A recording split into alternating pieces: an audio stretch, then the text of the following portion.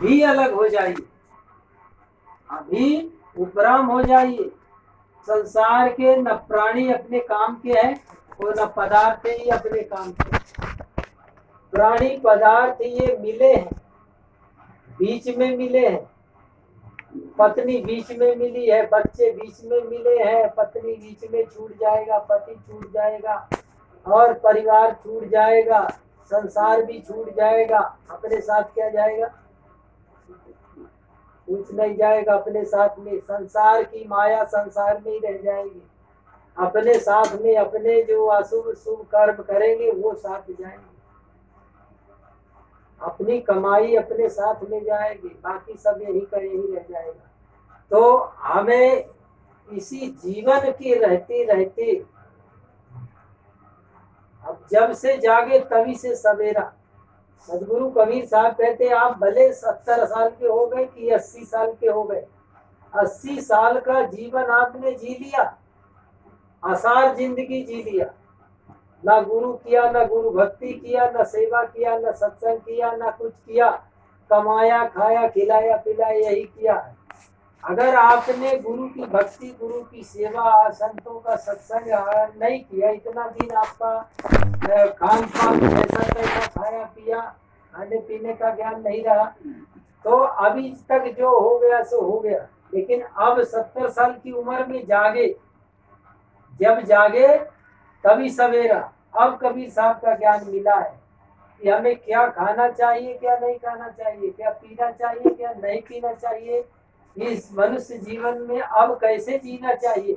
अगर अब भी संभल गए, अब भी सोच समझ ले बंदे, अब भी समझ गए तो आगे जितना भी जियोगे वो आप आराम से जियो। इसलिए अभी इसी जन्म में रहते रहते जीवन मुक्ति का काम करो। जीवन मुक्ति का काम तीन खानी के प्राणी नहीं कर सकते, उनके पास में विवेक नहीं है। उनका खाने पीने सोने तक का विवेक है, लेकिन मनुष्य के पास में सब कुछ विवेक है। मनुष्य हर व्यक्ति विवेकवान है। ऐसा नहीं है कि एक ही आदमी ज्ञानी है, हर जीव ज्ञानी है, लेकिन मनुष्य में विशेष ज्ञान। सदगुरु कबीर साहब कहते हैं आपका गुरु आपके पास में ही है। हम बाहर में गुरु मानते हैं, वो औपचारिक गुरु है, लेकिन सबका गुरु सबके पास है। आप अच्छा काम करने चलते हैं या बुरा काम करने चलते हैं तो आपका मन एक बार आपका विवेक रोकता है। जब आप किसी की कोई वस्तु लेते हैं, छिपा के छिपके लेते हैं, तो आपके अंदर से एक भाव जगता है, नहीं नहीं नहीं लेना चाहिए, नहीं लेना, नहीं उठाने का, दूसरे की वस्तु नहीं छूने का। फिर थोड़ी देर में आपका विचार बदलता है, ये मन है, ये मन बदल जाता है, लपकता उधर, अरे इतने कीमत की, इतने कीमत की, अरे वो भी तो चोरी किया था, वो भी तो उखाड़ के लाया था गाजर मूली उसके खेत की, तो आप 2 मूली आप भी उखाड़ ली। तो आपका मन अभी उधर त्याग दिखा रहा था और एक क्षण में वो बदला। क्यों?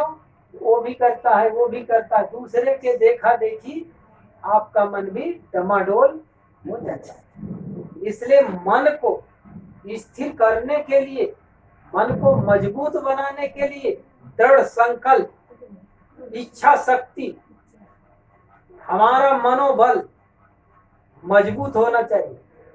जिसका मनोबल मजबूत, उसका तनोबल मजबूत। देखिए योद्धाओं के वीर जो हमारे सैनिक होते हैं, उनके 2 4 10 गोलियां लगती हाथ में, पांव में, सिर में, पीठ में, फिर भी वो लड़ाई के मैदान में पीठ दे के वापस नहीं आते। जान दे देते हैं मगर पीठ दे के वापस नहीं। गोलियां खाते सीने पे, पीठ पे नहीं। तो कितना उनकी शक्ति मजबूत होती है, राष्ट्रभक्ति उनके अंदर में इतना भाव होता है, हमारे राष्ट्र की रक्षा हो, मेरी भले जैसे तैसे हो जाए, मेरा छलनी छलनी हो जाए, मगर हमारे देश का कुछ नहीं बिगड़ना चाहिए, हमारे देशवासियों का कुछ नहीं। उनके अंदर में ऐसी इच्छा शक्ति होती, हमारे अंदर में ऐसी इच्छा शक्ति होनी चाहिए। इसी जन्म में हमको मुक्त होना है, चाहे कुछ भी हो जाए, चाहे कितना परिश्रम करना पड़े, कितना सत्संग करना पड़े, कितना ध्यान करना पड़े, कितना संतों के पास बैठना पड़े और कितना कितना जागना पड़े, पहले संतों से मिलने के लिए हम सुनते हैं। हमारे यहाँ राम स्वरूप साहब पहले गए थे, आज 50 साल पहले की बात है। तो लोग 100-100 किलोमीटर दूर से दिन भर यात्रा करके आते थे, रात भर सत्संग करते थे और दूसरे दिन सत्संग करते थे और फिर तीसरे दिन जाते थे, पैदल आते थे और सीधा सामान लेके आते। 20 किलो भजन दाल, 25 किलो चावल दाल गेहूं, जो भी उनके पास नमक गुड़ शक्कर रह सिर में रख के लाते। ना कोई मोटर, ना कोई गाड़ी, ना कोई साधन, ना सुविधा। तो गुरु के प्रति इतना भाव भी रहता। तो सत्संग के लिए आदमी कहाँ से आता, एक एक बात सुनने के लिए लोग आते थे कि संत महात्मा आए हैं, बुरहानपुर से आए हैं, वो भगवान नहीं मानते, ईश्वर नहीं मानते, वो कैसे महात्मा है कि भगवान को नहीं मानता, तो वो महात्मा कैसा महात्मा है? महात्मा तो पूरी दुनिया के भगवान को मानते हैं, ये बुरहानपुर का कैसा महात्मा आया है वो भगवान नहीं मानता। ऐसे चर्चा फैल गई तो लोग उनसे मिलने के लिए आए कि चलो उनके दर्शन करें, ये भगवान से भी महान होंगे, तभी तो नहीं मानते भगवान को। तो राम स्वरूप साहब के दर्शन के लिए 100-100 किलोमीटर से लोग बारिश के दिन में इतना तकलीफ उठा करके और लोग दर्शन के लिए आते। तो कहते हैं कि वो दर्शन पा करके वो धन्य हो जाते। कहा है कि एक बार जो दर्शन पाता है बस आप ही का हो जाता है। क्या गुप्त तुम्हारी प्रीति है धन्य तुम्हारे चरणों में। राम स्वरूप साहब के दर्शन जिनने किया है, वास्तव में ऐसा गुरु, एक बार आप देख लिए, आपके दर्शन हो गए, आपकी नजर नहीं हटेगी। ऐसे बैठ जाते थे लोग तो उठने का मन नहीं होता, बैठ गए तो वो कुछ बोलते नहीं थे। ऐसा नहीं था कि वो बातचीत करते, सत्संग सुनाते, कुछ करते, कुछ नहीं, ऐसे बैठ जाते थे, लगता था ये पत्थर की मूर्ति है। 8 घंटा 10 घंटा वो पूजा में बुरहानपुर के मेला और तिथि होती है, तो 8 घंटा ऐसे बैठे रहते थे, न हिलना न डुलना न कुछ नहीं। लोग ऐसे पाँव रखते थे, कोई कोई ऐसे पाँव में हाथ लगाते, उनका पाँव हाथ लगाते लगाते टमाटर जैसे लाल हो जाते। तो वो मना करते थे कि ज्यादा मत घिसो, एक बार ऐसा कर लो बस हो गया। तो ऐसे महापुरुष शांत बैठते थे, कुछ हिलते डुलते नहीं थे। 8-10 घंटा ये उनकी तपस्या। 10 घंटा में एक बार उठते नहीं, हिलते नहीं, डुलते नहीं, कुछ भी नहीं। और किसी से बातचीत कोई ऐसा विशेष नहीं। कभी किसी को पूछ लिया, इतना पूछते थे, कहो ठीक ठाक हो, ठीक पहुंचे, बस इतना पूछते। तो इतना पूछ लेते थे तो भगत के मन में इतना खुशी हो जाती थी कि बस हमारा सब रास्ते का दुख तकलीफ कष्ट सब मिट गया। तो ऐसे गुरु के दर्शन से, ऐसे महापुरुष के दर्शन से, ऐसे उनके ज्ञान से, जीवन मुक्त पुरुष के दर्शन करने से हमें जीवन मुक्ति का ज्ञान होता है। तो वो जीवन मुक्त पुरुष रहे, जीवन में कभी कहीं किसी से राग नहीं, द्वेष नहीं, अपना अध्ययन करना, अपना पढ़ना लिखना, और सब संतों से भाव प्रेम सबके प्रति। कोई भगत आया है या महात्मा आया है, कैसे आए, सबके लिए सब व्यवस्था। उनसे पूछना भोजन किया नहीं किया, जब फुर्सत में रहे तो एक एक बात वो सब पूछते। तो ऐसे महापुरुषों के दर्शन करने से, सत्संग सुनने से, उनके पास में जाने से हमारे जीवन के जितने भी विकार हैं उनके दर्शन से वो कट जाते हैं। इसलिए कहा है कि गुरु के दर्शन से, गुरु के दर्शन से, गुरु के बोध सत्संग ज्ञान से, जीवन मुक्त पुरुषों के दर्शन करके जीवन मुक्ति का फल मिलता है। संतों के पास में उठने बैठने से उनका रंग लगता है। इसलिए संतों का संग करिए, संतों का सत्संग करिए, संतों से जुड़िए, संतों के दरबार में जाइए। आपके यहाँ डबल रोड में आश्रम है, बीएल में आश्रम है, अम्मा के यहाँ संत महात्मा आते हैं। जहाँ भी आते हो, जो भी संत आते हैं, जहाँ के भी आते हो, संत कहीं के भी आते हो, संत के पास जाने से शांति मिलती है। संसार में तो अशांति ही अशांति, लेकिन संत के पास में शांति। तो संत महात्माओं के सत्संग से, ज्ञान से, बोध से जीवन मुक्ति का फल मिलता है। जो आदमी जीवन मुक्त होता है वही आदमी विदेह मुक्त होता है। जीवन मुक्त फिर विदेह मुक्त। विदेह मुक्त उन्हीं महापुरुषों की होते हैं जिनके जीवन में कोई मोह न। जीवन मुक्त तो आप सभी जीवन मुक्त ही है, कोई किसी को पकड़ के थोड़ी बैठे, सब जीवन मुक्त है। सबका विवेक सबके पास है, सब अपने अपने, सबका गुरु सबके पास में है। कोई एक गुरु नहीं है कि वो गुरु है तो गुरु भर के पास में ज्ञान है। सदगुरु कबीर साहब ने इसलिए कहा था, कर बनिया बल अपनी झाड़ बिरानी आस, जाके आगन नदिया भय शोकस मरे प्यास। सदगुरु कबीर साहब ने किसी का आशा, किसी का भरोसा, किसी का नहीं कहा, अपने बाँव वालों का भरोसा करो। सदगुरु कबीर साहब अपने बाँव वालों का भरोसा किए, न किसी गुरु को उन्होंने किया और न किसी परमात्मा को, न किसी खुदा को, न किसी को। सदगुरु कबीर साहब ने अपने विवेक को ही गुरु माना। किसको गुरु माना? अपने विवेक को, अपने निर्णय को, अपने बात को सदगुरु कबीर साहब ने सामने रखा।